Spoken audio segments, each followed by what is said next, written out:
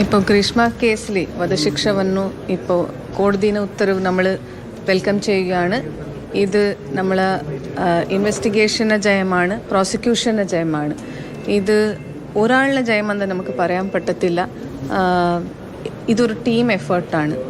ഈ case register ആയ സമയത്തിൽ നമ്മൾ ADGP law and order Ajith Kumar sir, IG Prakash sir, DIG Nishanthini madam, ഞാനും പിന്നെ നമ്മളെ DSPമാർ additional SP Zulfikar, DSP Johnson, Rashid, പിന്നെ മൊത്ത ടീമിൽ അന്നത്തെ ദിവസം നമ്മൾ SIT ഫോം ചെയ്ത സമയത്തിലുണ്ട് എല്ലാ ആൾക്കാരും ചെയ്ത ഒരു സിൻസിയർ ഫോളോപ്പും പിന്നെ ഒരു മെറ്റിക്കുലസ് അന്വേഷണത്തിന് റിസൾട്ടാണെന്ന് ഞാൻ പറയാൻ പറ്റും.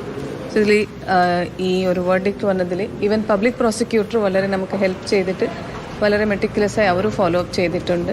സോ വളരെ സന്തോഷമുണ്ട് ഇങ്ങനെ ഒരു കോടതി നമുക്ക് നല്ലൊരു ജഡ്ജ്മെൻറ്റ് തന്നിട്ടുണ്ടെന്ന്.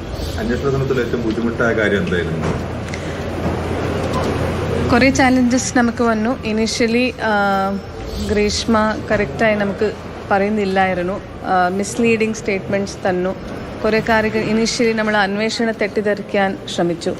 പിന്നെ നമ്മൾ സീനിയർ ഓഫീസേഴ്സ് അതിൽ ഇൻ്റർവീൻ ചെയ്തിട്ട് എല്ലാവരും ആ കാര്യം എന്താണ് കറക്റ്റായ കാര്യമായി നോക്കി എക്സാമിൻ ചെയ്ത ശേഷം എവിഡൻസ് കളക്ട് ചെയ്തിട്ട് അവളെ ക്വസ്റ്റ്യനിങ് ചെയ്ത ശേഷം അവൾ ബ്രേക്കായി. സോ ഇനീഷ്യലി കുറച്ച് ചാലഞ്ചസ് വന്നു. പക്ഷെ നമുക്ക് പിന്നെ കാര്യങ്ങൾ മനസ്സിലാക്കിയ ശേഷം എവിഡൻസസ് കളക്ട് ചെയ്തിട്ട് നന്നായി അന്വേഷണം കൊണ്ടുപോകാൻ പറ്റിയിട്ടുണ്ട്. 3 വർഷമാണ് കിട്ടിയിരിക്കുന്നത്. അതിൽ 30 അമ്മയെ വെറുതെ വിട്ടിരിക്കുന്നു. അതിൽ ഇനി കോടതി സമീപിക്കുക എന്താണ്? നമുക്ക് നോക്കാം. അതിൽ ഇപ്പോൾ ലീഗൽ ഒപ്പീനിയൻ എടുത്തിട്ട് ഇനി അതിൽ അപ്പീൽ അന്വേഷണത്തെ വഴിതിരിച്ചുവിടാൻ ശ്രമിച്ചതിനും കോടതി ശിക്ഷ വിധിച്ചിട്ടുണ്ട്.